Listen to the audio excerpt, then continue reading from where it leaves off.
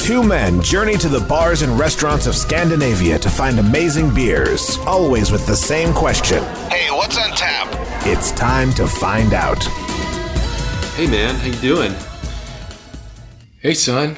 Hey son. Doing good. Awesome. It's been a while since you been on the show, it feels like. It's been a peace. Oh, it's been a peaceful time. It has been. How you feeling? Zen. Good. Went up to Nepal. Nice. Had a Buddhist moment. Oh, that's pretty sweet. Chilled out with the monks. Yeah. A lot of fiber now, a little more regular. A lot of fiber? Yeah? Sure. Why not? Excellent. Glad to hear. Petted some tigers. Excellent. Found Nirvana. That's all you really want in life. Yeah. Now Wonderful. we're back. Excellent. Well, it's good to have you back on the show. You missed a great episode last time. Thank you. Well, I listened to it. Yeah. Well, Got great reception up there. yeah, that's great. So how you been? I've been doing pretty good. Had a bit of a sinus infection, so I'm getting over that finally. All right. Doing better. Finally got some snow, so that was... What do you mean finally got some snow? It's fucking ridiculous. Yeah, but we live so far north that ever since we don't want snow now. Now it's too late. Snow can go home. Because it's Snow March. you had your chance in December. You can get the fuck out of here. But now it's here. It's beautiful. It's white. No, it's not. It's semi-melting and it's just brown mush. No, it's still falling.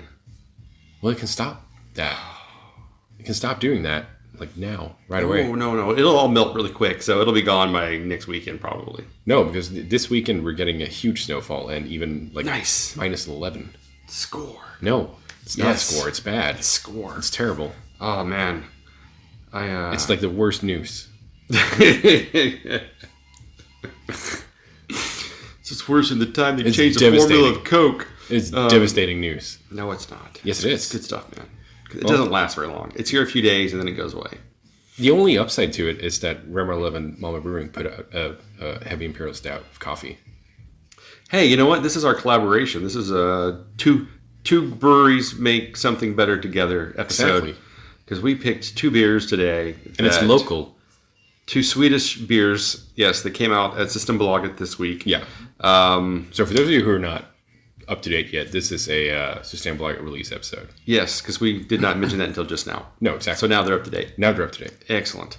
That makes a lot of sense, yes. actually. So we picked. There were a lot of collaboration releases this weekend. Yeah, there was. This is two. There was one more between Beckeriet and Brewery Brewski. and Brewski as well, yeah. So called the Brewski's Collabski. doing 2 collabs this week. Yeah, and I feel like there was maybe a third or fourth. I mean, Oh, you think? possibly, but I'd have to go back and look again. But yeah, so we're very excited about trying these two, and you picked them. So why don't you tell us? Why don't you tell us what you picked? Well, I picked from today's Systembolaget release, which is going to be like last week's Systembolaget release by the time you hear this, I guess. Well, right. So it'll be the previous previous Friday's Systembolaget release. So you still you should still be able to get these in the stores, I would imagine. Yeah. Is it March 1st or 2nd? Today is the 2nd. Today's the 2nd of March. Yeah. So Systembolaget temporary release, I guess temporary small scale stuff release Friday, first Friday of March, 2nd March. 2nd of March. Exactly. Yes. We picked 2 beers. You did? As we're recapping what I just said a moment ago. Just recapping the intro before we move on. No, so I picked... we got snow. We fucking hate it. No, I picked the Brewski and Poppels collaboration, the Passion double IPA, or Passion D within parentheses. Because I know how much you love the D. Oh, God damn it. Grow up. No, don't do that. It's way too much fun when you're not grown up. I know. I'm awesome. You're still old as fuck, though. I know. Yeah, so I'm guessing the D is in parentheses because it's basically right on the ABV verge of being a normal IPA and a double IPA. So it's 7.5%. It's got passion fruit, judging from the label. Got the big passion fruit on the cover? Yeah, exactly. I wish I'd read the label before we started recording, actually. It would have made it easier for you to translate on the spot. That's why I'm letting you read the label. Oh, that's very lame to do it now. That's, of course. Yeah. Of course. No, but I mean, Brewski's been brewing a lot of their beers at, I don't know if it's a lot of them, but it's a few of the staple beers have been brewed at Poppels. So, I mean, I think it was just a matter of time until they did a collaboration beer as well. Yeah. But yeah, I guess they're, yeah, I really wish I'd read up on it. But I'm guessing it's taking the best parts of Poppels and Brewski and adding that passion fruit tang to it. It's a real change. I'm surprised they would just pick the best parts to bring together. I mean, why wouldn't you? You know, just hungover on a Saturday and let's brew something. The cool thing about it, I mean, I don't know if it's the cool thing about it, but the nice thing about it is that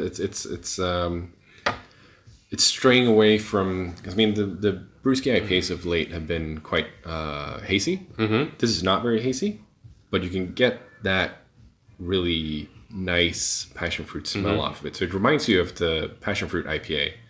It's just not as hazy. Sure. You think that's the Poppels influence? It might be. Could be. It smells really good. It has a beautiful citrusy, passion fruity. And it's not a passion. I mean, passion fruit is, to me, it can usually overpower a beer quite a lot because it's a quite distinct flavor and smell to it. Yeah, but I think the usually of this prefer is really passion nice. fruit as a flavor enhancer. Yeah, as opposed to a main component. Yeah. The thing here, it's at least in the nose so far, it's working really well. So why did you pick this one over the other Brewski release? Well, I figured we've had, it's basically just because we've had a couple of brewery beers on the show. I don't know if I'd say recently, but I think last fall we had quite a few. Yeah, and then Local King, which we really liked. What else was it that we had on? Adrian and I reviewed one. Adrian and you did one. We've had, I think we've had some on tap as well. We did one at the in one of the Game of Beers. Yeah, with Adrian. Oh yeah. There's one there. Yeah. And I just feel like we haven't really had many Brewski beers on the show. We have not. So I feel like it was Poppels really, for that matter, or Poppels for that matter as well. Yeah. So I felt it was really time to get those two breweries on here as well. All right. So that's why I picked that. Good call. Yeah, I appreciate your justification. Yeah, however flimsy it may be. It's not influenced at all. All right. I said flimsy, not influenced. Oh, flimsy. Yeah. It's not flimsy at all. All right. So, so there you go. All right. So this is like you said, it's quite clear. It's quite clear, but it's not. What do you call it? Translucent, transparent. Yep. Yeah. Those are both two words. perfectly good descriptors of it. It's got just a little bit of haze to it. Yep. I'm guessing that comes from the real fruit nice bubbling going up through the center of the glass. You don't really see that a lot on IPAs, I don't think. What, the center bubbles? Yeah. I mean, well, it looks like a champagne almost with the release of the bubbles from the bottom of the glass up through the middle.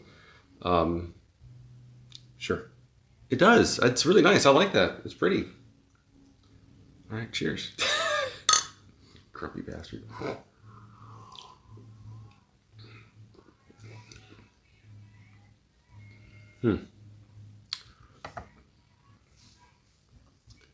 Yeah, I need another sip too.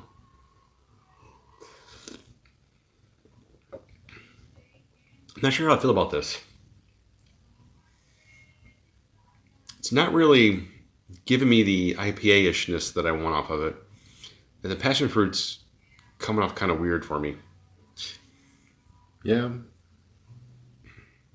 I think the smell of it and had like set up a different expectation to. I have to agree, yeah. To the taste of it. It's being something a little cleaner tasting, maybe, with a little bit of a sour edge. But this is... I don't know. How would you describe it? The fruit component comes off... I think it's the fruit component that comes off a little bit harsh in the aftertaste. Mm-hmm. It gives you kind of a weird aftertaste to it.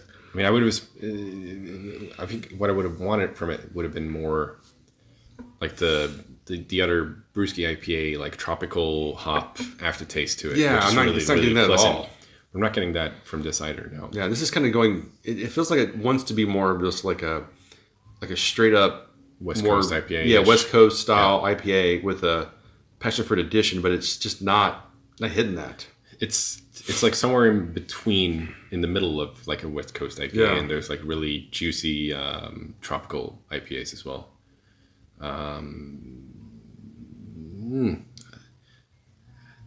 I was really excited about this. I was too. I was looking forward to it, especially after the color and the smell. Just really very pleasant. And very, exactly. And enticing. It looks beautiful, but it smells really good.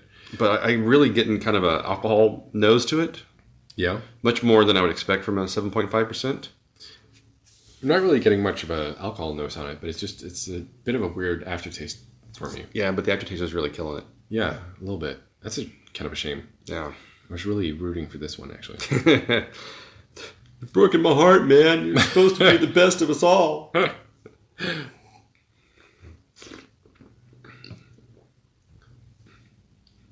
I'm going to set it aside and let it warm up a little bit. All right. Because I think it might actually be a little bit too cold still. All right. Well, I'm sure after trying a cocoa and coffee beer stout, it's only going to taste better.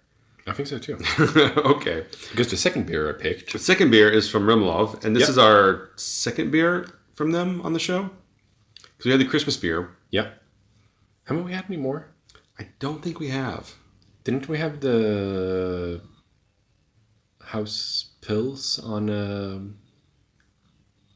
Game of Beers episode? No? No, I don't think so. No, I think this is our second one from them. And I'm quite a fan of Remmarlov. I would say of the local... We spoke about it on the Brewski episodes. The Pilsner, yeah.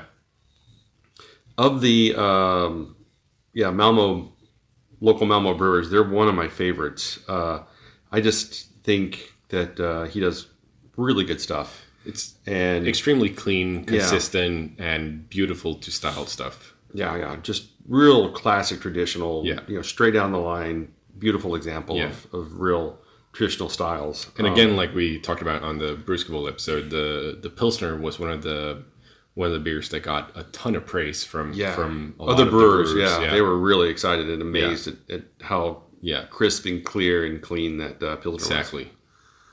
But this is their collaboration with Malmo Brewing Company, which when Malmo Brewing Company first started, they were putting out quite a few beers. It's Systembolaget. I think they had at least... Was it quite a few? I would say they had at least 5 releases. Really? Right in the first.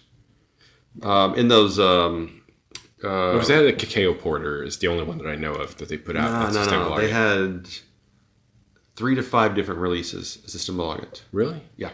I probably didn't follow the Systembolaget releases that much back then. I just noticed them because they were the only ones doing the Belgian style 750s. With the cage, not the twist cage. Cage and cork. No, just the pop. Really? Yeah, because they were like blackish, like almost earthenware bottles with a little what you call it, the pop off. Yeah, with the metal. Oh, the release pop thing. What's that called? Like the bottles that I've used as well. Right. Yeah. In Swedish it's called patentkork, but I don't know what it's called in English. Patent cork?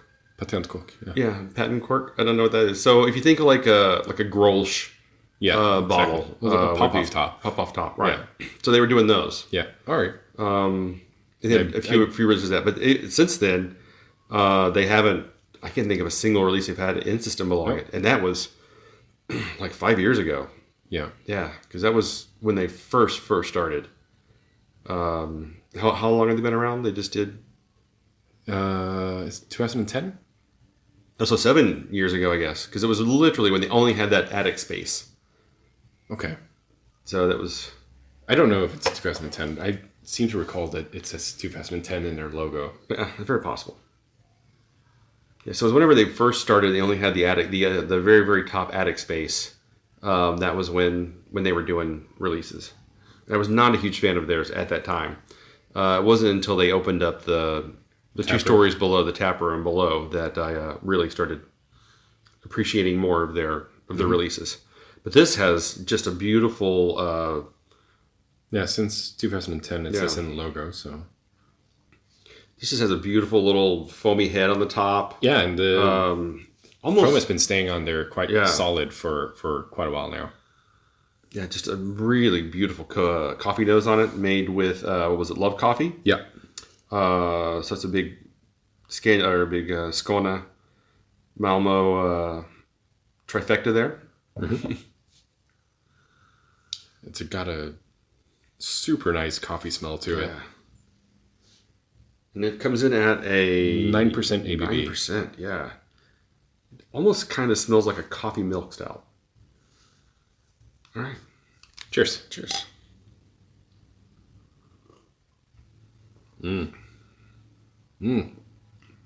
Yeah. That's really rich and creamy. Yeah, that's really what I was expecting from this. It's got a beautiful coffee aftertaste. Yeah, if you like coffee stouts, this is hitting really some really great notes. Yeah. There's a little bit of that chocolatiness in the end, like a bitter chocolate. Yeah. That complements the coffee just beautifully.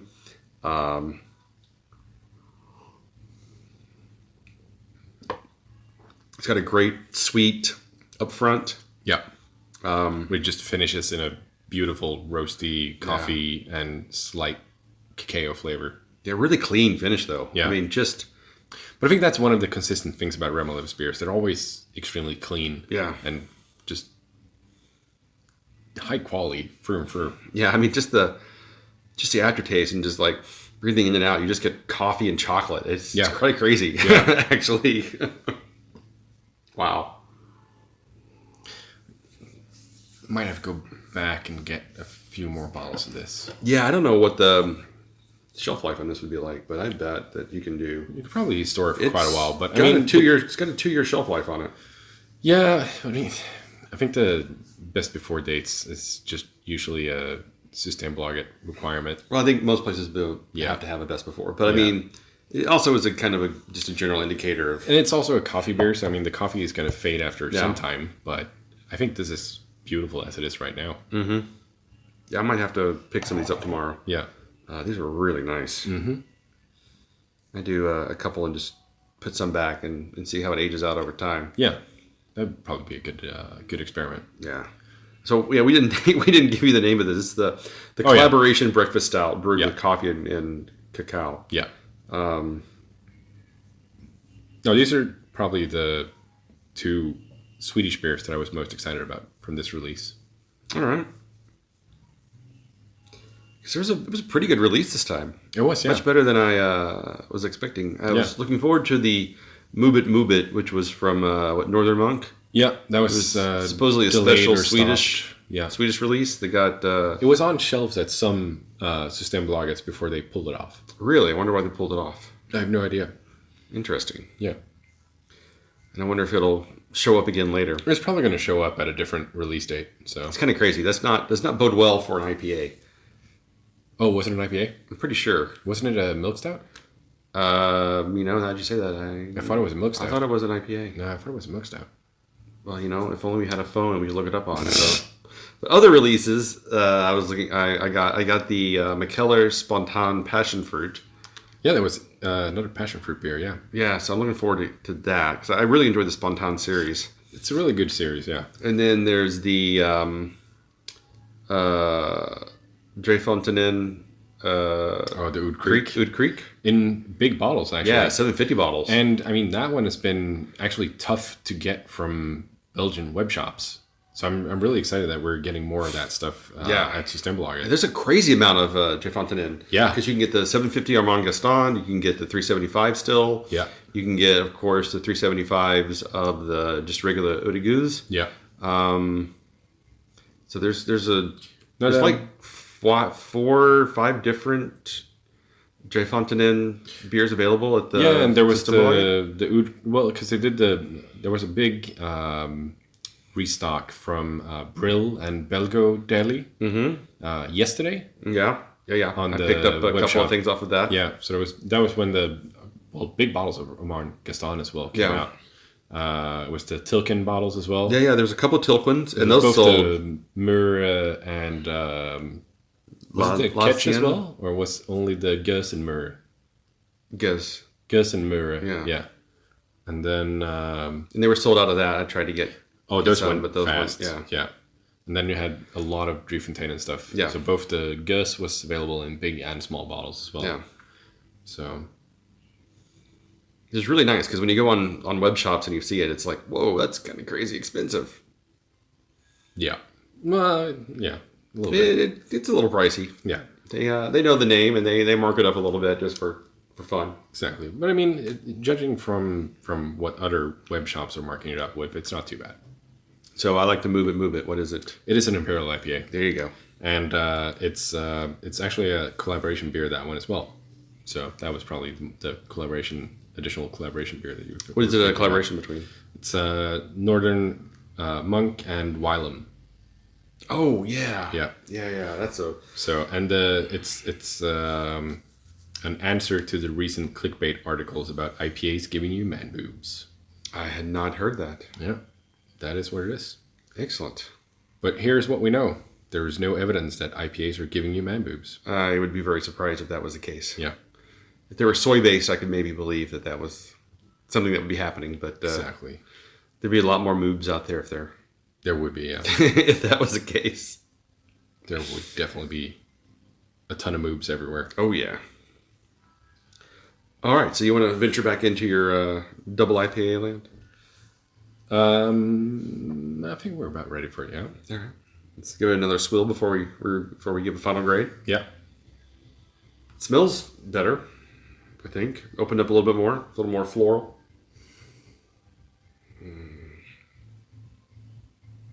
All right, here we go.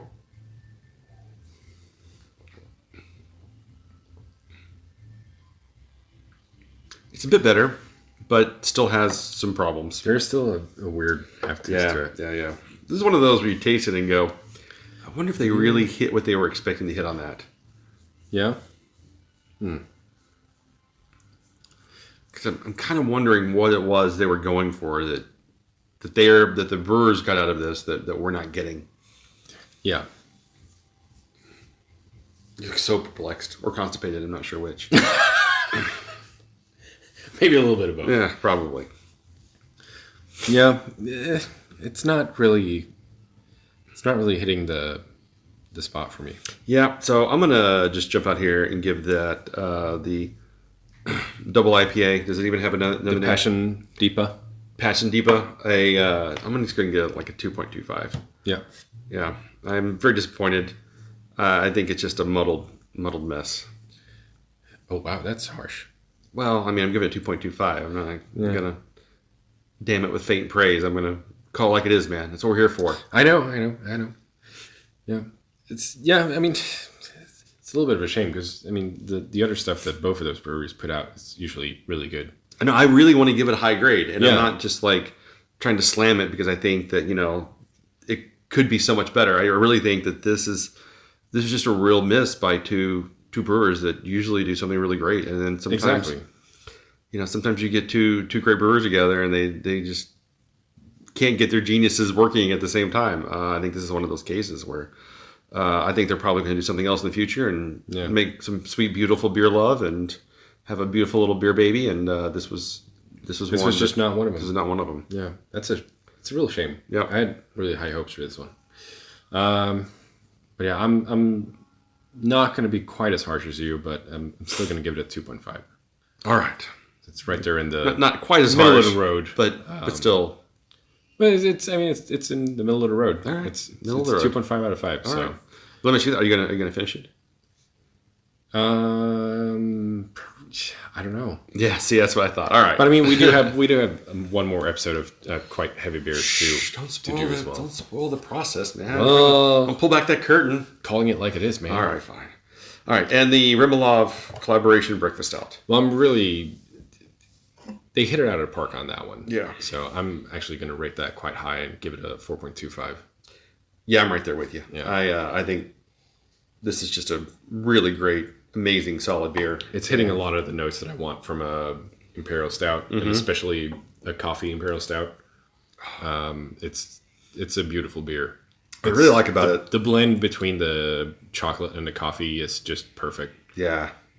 I think it hides the 9% ABV really well. Oh, there's no like perception of alcohol in there at all. It's just a really smooth chocolate coffee experience. Yeah, a little maltiness at the end. Yeah. It's just giving me a lot here. Yeah. I'm very, very pleased with that. Yeah. I agree. It's a excellent beer. So that's my take on it. That's a great take. Thank you. I applaud your. All right. So where can people find us online? At a lot of places, Such as Facebook, right? Instagram, Yep. iTunes, Stitcher, Spotify, Yes. YouTube. Instagram. You said Instagram. Oh, I said Instagram. Right. I say Instagram. Yeah. All right. Instagram. YouTube. What's up podcast.com. Exactly. And basically anywhere that you can find great podcasts, you'll find us there as well somehow. Exactly. All right. So until next time, keep drinking.